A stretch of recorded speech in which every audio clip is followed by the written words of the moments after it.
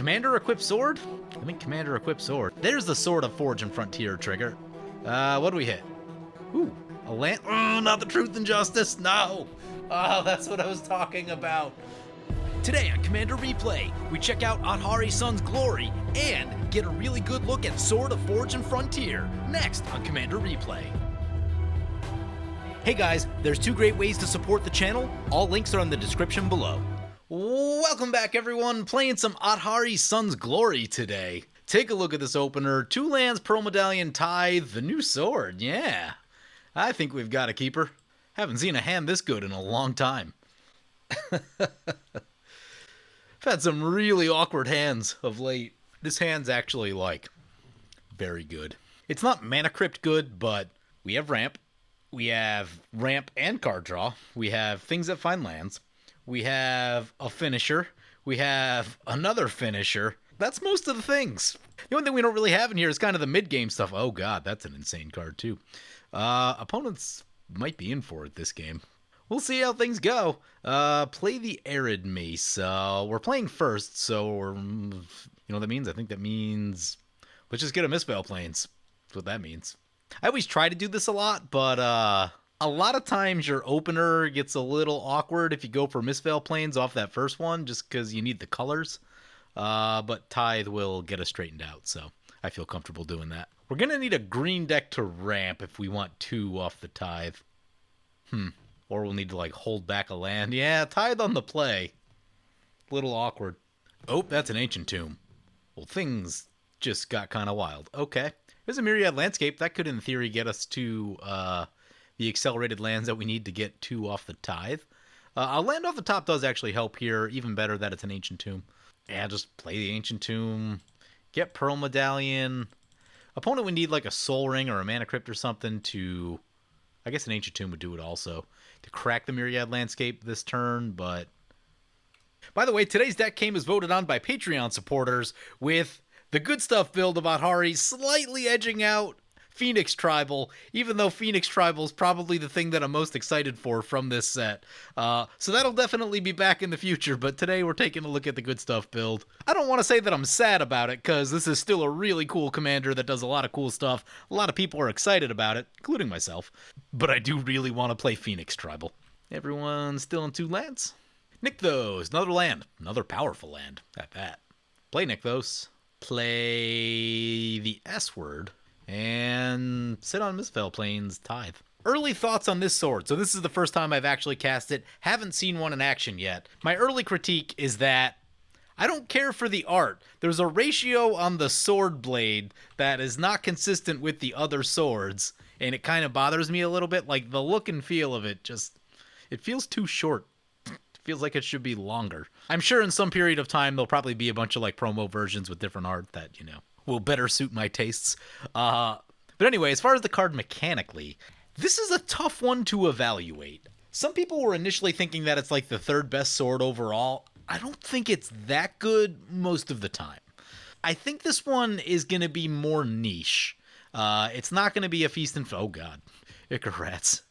It's not going to be a feast and famine. It's not going to be a hearth and home that can just kind of go in anything. I think it's going to be more like your War and Peace, your Truth and Justice, where it goes in very specific decks, even Light and Shadow to some degree.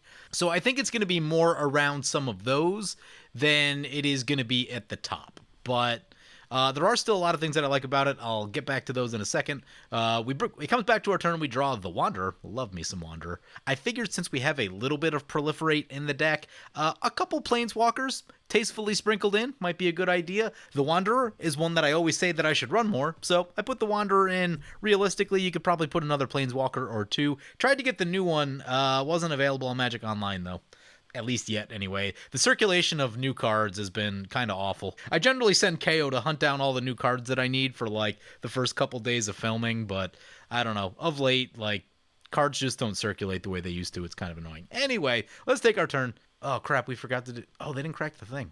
Oh, wow. Oh, they got us. How much mana are we on? That's, 4... That's 4, 5, 6 mana. That's an awkward amount. So what I think we do is lay down a Purphoros. 7 mana means commander and equip sword, and I like the sound of that, although we might run into that awkwardness where You can't cast the cards because you don't have mana. So that's kind of a thing. Or, yeah, we'll burn the life. I don't know if there's a ton of life gain in the deck. There's a True Conviction, which can gain you a lot of life back all in one shot, but yeah, and so that's the thing with this card. Getting back to this, I think it's awkward early in the game like this because you don't have the mana to cast whatever cards you exile off the top. That's a Grindstone, by the way. Oh, God. Targeting Delta Fiend? Yep, targeting the monocolor deck. I mean, they get only 4. Ooh, Soul Ring and Stronghold into the graveyard, though. I'm sure they wanted those. Dread Presence, too? Yeah. Oof. They lost. Those are good value cards right there. A little bit of card draw, some very good ramp. That hurts. That hurts. But anyway, I think the sword's going to be awkward early in the game like we're looking at right now. There are times, like, if you lay down like a Fervent Champion, you know, it probably won't be too bad, but that equip cost, I think, is going to be like a kind of a drawback. Turns 4, 5, maybe 6, depending on how your ramp's going. But in the late game, I think that's where this thing starts to shine, because that is a lot of value. Let's take a read of it, actually. So 3 mana, +2/+2, pro-red, pro-green, Sword of Forge and Frontier. I don't think I've actually said the name yet. Whenever equipped creature deals combat damage to a player, exile the top 2 cards of your library. You may play those cards this turn. You may play an additional land this turn. So what I almost kind of see is that, like, I think you kind of want to hit lands with this thing a lot. One, so that you're not exiling the stuff you want. Like, I've had this come up where you impulse draw a Teferi's Protection off of, like, Jeska's Will or Ignite the Future, and you're like, oh, this is awkward. So you're kind of just left with, like, well, do I just cast it and burn it or let it go forever? And neither of those are great. It looks like we're getting poisoned to death. Infectious Inquiry. Draw 2 cards, you lose to life. Each opponent gets a poison counter. We are up to 2. This thing's got Infect. That's, and we've got no blockers. That's a thing. That's a thing. Oh, they go no attacks. I would have attacked me. Look at this. We've got stuff. We've got stuff in play. Oh, crap. I forgot to do the Tithe again. Well, we keep drawing lands, so it keeps working out. At this rate, I think the Tithe is going to be a solo shot Tithe and not a double Tithe, and that's okay. That does happen sometimes. If you're making all your lands in your opponent's art, that means you're ahead on lands, so even if that happens, there are worse things. Commander Equipped Sword? I think Commander Equipped Sword. That land is a 5/5, by the way. Perforos is going to trigger. Yep. Perforos, real strong magic card. Tried to pick one up in a trade a couple years ago. Didn't really pan out, though. Trying to trade a Locust God for it, and at the time they were similar in value, but Locust God kept going down, and Perforos, I think, kind of just stayed where it is. Maybe it's even gone up. Here we go. Sword onto the Phoenix and into Delta Fiend. Let's see what happens. See how awkward it gets. We do get to make a 2/2. Where are we sending the 2/2? Nope, Delta Fiend's got the only really good attacking blocking situation, because if they block with this and give it up, that's completely fine, but otherwise they probably don't, just because it, I'm sure it has more value being alive than... They took a hit. There's the Sword of Forge and Frontier trigger. What do we hit? Ooh, a land... Oh, not the Truth and Justice. No. Oh, that's what I was talking about. Oh, that was our Proliferate. No. All right. Yep. So if you're wondering why this one is probably not in the top echelon of swords, this is why. This is why. Yep. Yeah, Hearth and Home's just a lot better in a general sense. Anyway, trying to finish up my thoughts on this sword. The things that I do like about it are, 1, if you're not in green, it is difficult to play additional lands. There are not a lot of cards that do it, and even less that you actually want to run. Gear per Ori is one of them. Are you really wanting to run that? So that is cool, which makes this good if you're trying to play like some non-green landfall deck. Case in point, someone posted a Boros landfall deck on EDH Rec a few weeks ago, and there's a video for that somewhere. It'll probably come out after this one, but something like that. Maybe like a Dak and Blackblade deck. Decks that care about lands that aren't green. This is going to be really helpful for. I think it's also going to be really helpful for like mono red, mono white, where ramp and draw are definitely weaker for those colors. They're slowly getting better, but this kind of does both all at once. So, when you get into the later parts of the game, turn 7, 8, 9, where you might be low on cards and have some excess mana, that's where this can really shine. And I think even more so than anything, I think for mono white, this is going to be huge because mono white ramp is still not where I want it to be at all. And the fact that this gets those extra lands in is just so big. And I mean, mono white card draw is also not where I want it to be either. It's a lot of like very conditional triggers type stuff, which is pretty awkward. But the thing that I really like about this from mono white is that if you double strike this thing, that is a lot of value. And so when I was talking about this on Twitter, don't necessarily analyze the effectiveness of this card from a single trigger. A lot of the decks that are going to want it are going to be triggering it multiple times in a turn. And that's how you should evaluate this card. Again, I don't think it's going to go in every deck, but I think there's a lot of decks that'll like it. Again, some of the monocolor stuff, decks that care about lands. I mean, you could even realistically put it in a green deck too. Like if you're playing Landfall or something, wouldn't say no. Yeah, here come the rats. That's going to be, we're up to 4 poison. We should be careful. Ah, crap. Should have attacked the Nissa. They got the thing. They got the emblem. I was yapping away, and they ulted a Nissa. Whoops. And they got an Ashaya. I feel like that's also bad. Non-token creatures you control are forests, so I think whenever they play a creature, they also draw. Yeah, that all seems bad. What we can do, though, is play this Wanderer and shoot that Ayara. Ooh, only 3 for the Wanderer. Love it. Also, the yapping, I think I forgot to... no, we couldn't do the Tithe this past turn. We're going to be smart this turn. Leave some mana up for the Otharri. That's a Hearth and Home, isn't it? Yeah, that's kind of a thing. Protection from white and green. We might just leave our red blocker right where it is. Also, we got to protect our Planeswalker a little bit. We're going to hit Zombie right here. There's our attack trigger. Put this one into Xeno since they have no blockers. Oh, we make 2 this time. Oh, it's getting silly now. This thing doesn't have reach, does it? Does not. That's 2 Perforos triggers. Whoa, people are going to die quick. Perforos. It's easy to forget. Perforos is super deadly. Super deadly. I don't know that anyone forgot that, but you should be very scared if you just see a casual Perforos come in. Died to this thing a lot. I think it's up there on the most played red cards. I think it's like probably number 4, number 5 last I looked, and rightfully so. It's a very powerful card. Notably, Faithless Looting, roughly as popular as Perforos. One of those cards is good and one of them isn't. I'll give you a hint. Perforos is the one that's insane. Faithless Looting is like mediocre at best. There's another sword trigger. You guys can fight about that in the comments below. Anyway, decent triggers this time. So we get a Maria, which is nice. So also, yeah, when you have things that care about the number of lands, like a Maria, this is going to help you get more lands into play. And like I said, there aren't tons of ways to do that in not green. Hearth and Home, probably your best one all around, but yeah. Let's play the Skull Clamp. Let's equip this Skull Clamp. I think this guy's probably going to die at some point, so we'll do that. We shall exile this Ashaya. Oh, you want what I just noticed? As long as the Wanderer stays in play, Ancient Tomb doesn't hurt us. Yeah. Wombo combo, baby.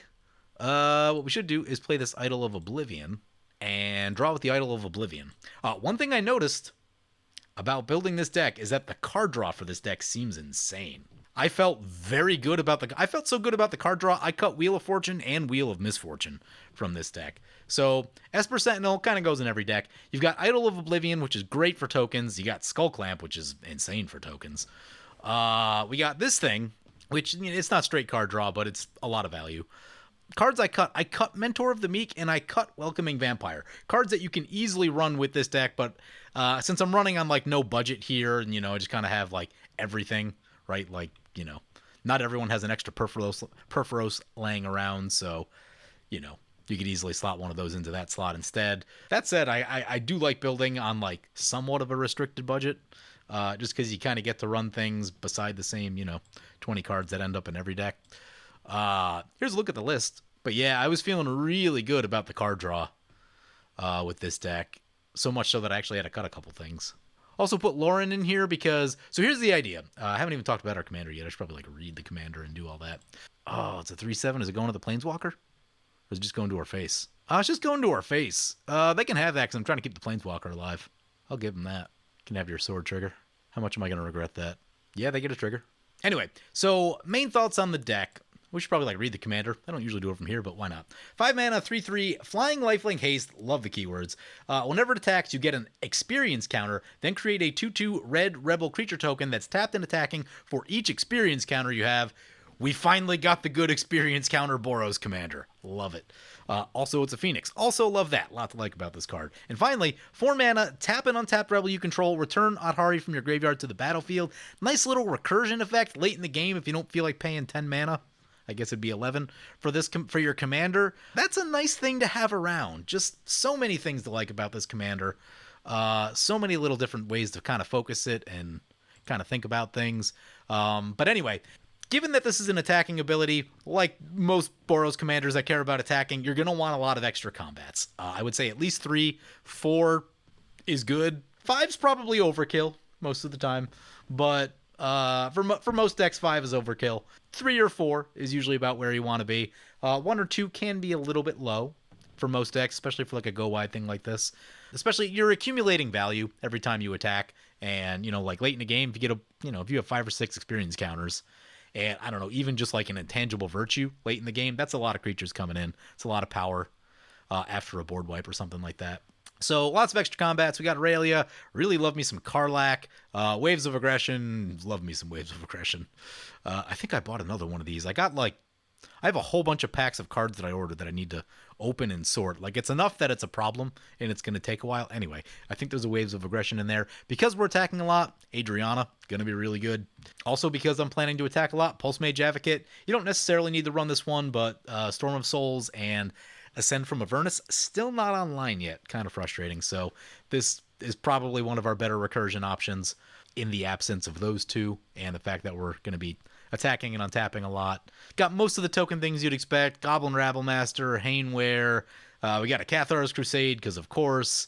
Anointed Procession, of course. I couldn't find Mondrak, which was disappointing. That one seems really good. Niyali seems really good for this deck too. 2 are the new ones. We'll probably just add those in afterwards, because you should definitely put those in the deck, just that I couldn't find them. One thing I did note with this deck, there are a lot of 7 drops that make sense for this deck, and you're gonna have to pick and choose, because initially I had 6, 7 drops in here. I went with Elish Norn and Sarah's Emissary, both of these because they keep the tokens alive. They both help with the tokens. Gisela kind of does the same thing. Gisela is just generically powerful and can go in any deck. I pulled it out for this one just to make room, but generally speaking, you'd want a Gisela.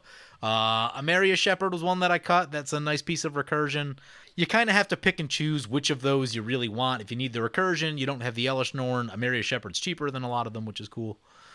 Sarah's Emissary is pretty cheap, which is also sweet. Elish Norn's kind of the expensive one, but I forgot, what's that? Toma Legends.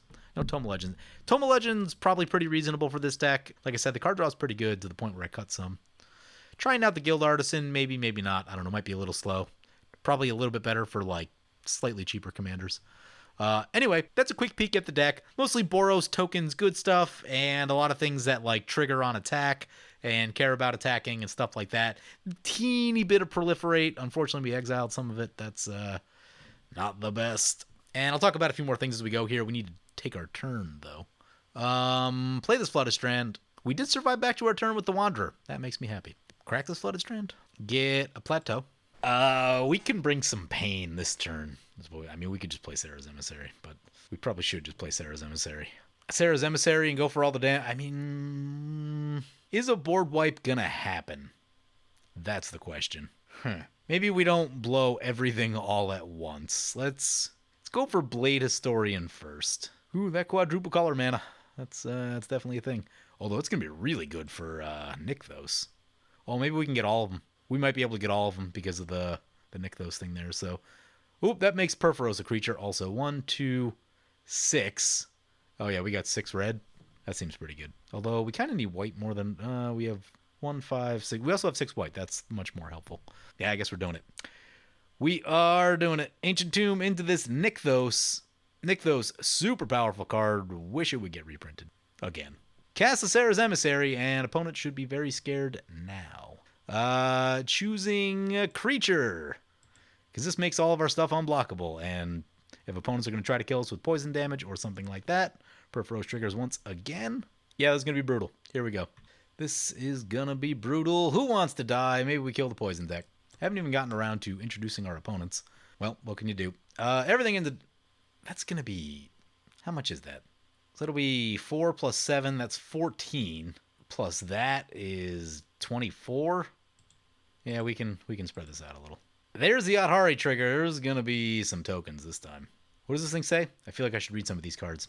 Whenever another non-token creature you control dies, may pay 2 life. If you do, exile it. Make a token that's a copy of that creature, except it's a 1/1 and has toxic. Oh, yeah, okay, another poison counter. Yep. We get a bunch more attackers. Guess we send those in over here. Perforos. More damage. We probably could have killed everyone, actually, now that I'm thinking about it. Sword trigger. See how awkward this one gets. Yep, there's the Teferi's protection. The one you don't want to hit. Oh, another sword trigger. There's the double trigger like we talked about. No lands. Ouch. Ouch. Yep, those aren't the ones you want to... So I guess we just use this one so we don't completely lose it, but... Yeah, that is the problem with Impulse Draw. Once in a while you hit the Teferi's protection when you don't want to. Had it happen a lot. Although, that Teferi's protection is probably a good game because... Oh, the stuff they would need. You'd probably need to start with a fog, and then after the fog you would need... Yeah, they just scoop. Yeah, the number of things you need, especially from a mono-green deck there, really difficult. So, what do we think? One, we had a lot of powerful cards in play this game, so there is that to keep in mind. We got the Perforos down early. We got all the ramp with Ancient Tomb, Nykthos, Pearl Medallion early. Like I said at the open, our hand was really good. We got the sword. The sword, it helped a little, right? Couple extra lands, few extra cards we got to play. Like I said, I think this is going to be more suited to the late game as opposed to the early game. The Wanderer, nice little support piece, but we got so many of our finishers. Sarah's Emissary, we have Adriana, we have Double Strike. So here's what I think after playing this game. I think this commander is very well supported by a lot of different things. So like what we had in play wasn't just one thing, right? So if opponents deal with our creatures, Perforos is still kind of there, and you're going to keep getting that damage. And I didn't run Impact Tremors just because I ran out of room, but you could certainly run that as well. You could also think about the sack outlets. Ashnod's Altar, maybe Phyrexian Altar. I'm not as sold on Phyrexian, but Ashnod's Altar for just some extra mana isn't the worst idea I've ever heard. Altar of Dementia is a surprisingly disruptive card, and if you're running all that stuff, you might as well just run the Revelar Karmic Guide combo. So if you're trying to do like the really high power version of this deck, I'd probably do that. But yeah, just from the little bit that we saw it right there, as long as it's in play attacking, you're accumulating value. So even if you're not doing a ton of damage then, if you can prolong the game at least a little bit, if someone wiped the board right there, we had already done all the ramping that we needed to do, so it's just like, cast out Hari again, make more creatures, keep the pressure on, and as long as you're getting your attacks off, you're going to keep building up that experience count, and that's a constantly growing threat, and there's something about scaling threats that maybe gets underrated a little bit, kind of gets overlooked. Like a card I love is Great Sword of Tyr. It doesn't look like much, but because it makes the creature bigger turn after turn, that adds up as the game goes along, especially if you're trying to do the Voltron thing, where there's going to be double strike and extra combats and anything like that. Like, just that little bit of scaling as the game goes along can make a huge difference. The real question with this deck sort of becomes is like, do you really even need the other token producers? I like Hero Bladehold, so I would just run Hero Bladehold because I like it, but one of the cooler white creatures ever printed, especially like 10 years ago when they really weren't printing good white creatures at all. So Hero Bladehold, Stoneforge Mystic, basically about it. Revelark, those are the three. Oh, and Sun Titan 4, I guess. Yeah, for a long time, Hero of Bladehold was in a class of very few cards in white. So yeah, it's sort of the question of like, do you need the other token producers? Because we really didn't find our other token producers. We found all of our finishers, which kind of ridiculous. And so like, that's a question. Do you run a bunch of protection, make sure that you get a few hits in with that Hari to kind of get the tokens going, and just rely solely on that Hari for the token production, and then just like load your deck up with other stuff, more finishers, more protection, more ramp, etc. It's a thing you could do. It's worth trying out. If someone tries it, let me know. I'm curious. I'll be honest, opponents died kind of quickly. I had more things I wanted to talk about with this commander. So one last thing, with tokens. If you're not used to playing Boros tokens or like token decks in general, your tokens need to be supported. You'll want a lot of cards that help your tokens out. We've got Intangible Virtue, make them a little bit bigger. We've got Ferocity of the Wilds. Trample is very important. Also, evasion is very important as well. So protection and evasion for your tokens are huge. Sarah's Emissary does both, which I like. We've got Reconnaissance, Dolmen Gate, and Iroas in here because you want to keep those tokens alive. You can also put the Unicorn in here, I think, which is a budget version of kind of all of these three. But Loyal Unicorn, I think is the name of it. And yeah, keeping the tokens alive is a big deal, and making sure the tokens are big enough to be lethal is a big deal. So whenever you're playing a token deck, those are the things you want to think about. Elesh Norn also does all of that really well. Not that Otharri makes 1/1s, but if you've ever had an Assemble the Legion in play, Assemble the Legion only makes 1/1s, and if you don't have something else to help them, they really aren't very threatening. For the most part, they just kind of get eaten as blockers.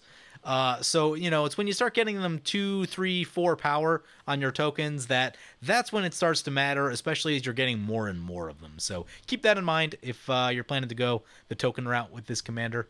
And one final thing, Sword of Forge and Frontier, it was interesting. I definitely want to see more of it. I shared a lot of my thoughts earlier. I'm not going to go through them all again because it's kind of a complex card and it'll take a while, but definitely want to see more of this. Its impact was interesting. Like, it's definitely solid. But yeah, we'll definitely see more of it in the future. Anyway, I'm going to wrap it up here before I start rambling. Hope you guys enjoyed the video. As always, feel free to comment, like, or subscribe.